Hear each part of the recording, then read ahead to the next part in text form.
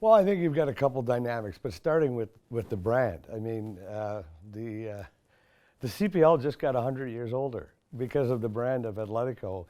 I've been in one form or another in marketing my whole life, and brands, that's why they're so valuable. They have credibility, they have stability, and they invoke confidence, and brands make you feel a certain way. Building a brand like that is an incredibly long, expensive road.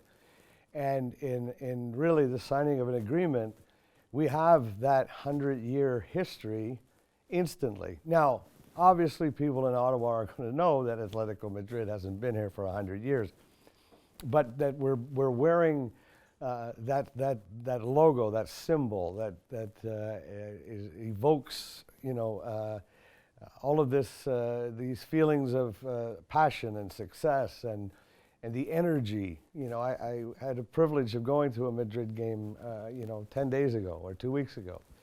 And even if they didn't get a result that they had hoped for, I just thought to myself, wow, if this experience could come to Ottawa, I think fans would love this. And I think people want to see a bit of a European experience. We're still in Ottawa and we're still in Canada, and we drink Molson's or whatever, but we're not Madrid. But with saying that, I think that one of the things that makes soccer a curious and interesting sport for fans that have not been traditionally soccer fans is that kind of European experience. Fans standing and singing all day, the whole game, I should say. People associate those kinds of things with soccer, and the fact that this is a European brand that's bringing their flavor to Ottawa, I think there's going to be a lot of very curious people, that maybe we didn't see before.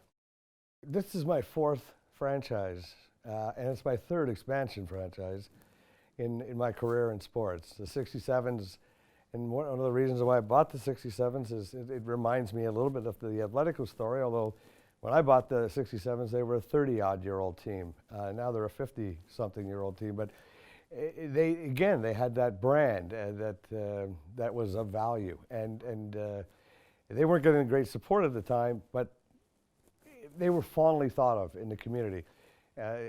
But this is now my third expansion franchise with the Red Blacks, and I know. So when you get, it's like anything, when you do things with experience, you know the mistakes you made in the beginning. You know the things to immediately focus on, and so I think part of it is frankly because of me. In that I have a template that we have used and multiple times, and the Red Blacks led the CFL. We sold out every game. The 67s led the Canadian Hockey League. We were number one in a league of 62 teams in attendance, and we won. And we won the Grey Cup with the Red Blacks. So I do have a pretty good idea of what this market wants out of its sports teams and what you have to do. It is a tough market, but you can make it a lot less tough. I think there's two aspects of the environment here. One is the actual physical structure. It's a beautiful stadium. It's been remodernized. Part of it has been renovated, part of it is brand new. But people associate TD Place with fun. People want to go to TD Place and take in events. So the actual facility is an asset for us, where for years, frankly, it was a liability. And then there's the environment that you create. And again, this is where things are different with soccer. In football and hockey, I'm used to creating the environment. It's all choreographed by the team. In soccer, the good clubs anyway, the entire environment is choreographed by the fans. That's not something fans are used to here.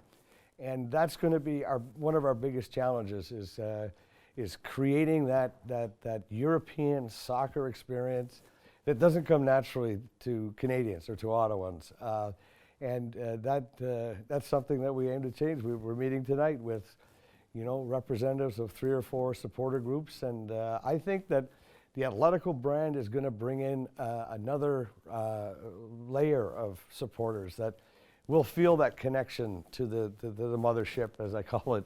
And I think that will attract more. And I hope that maybe even some of the traditions of Atletico will be brought to Ottawa.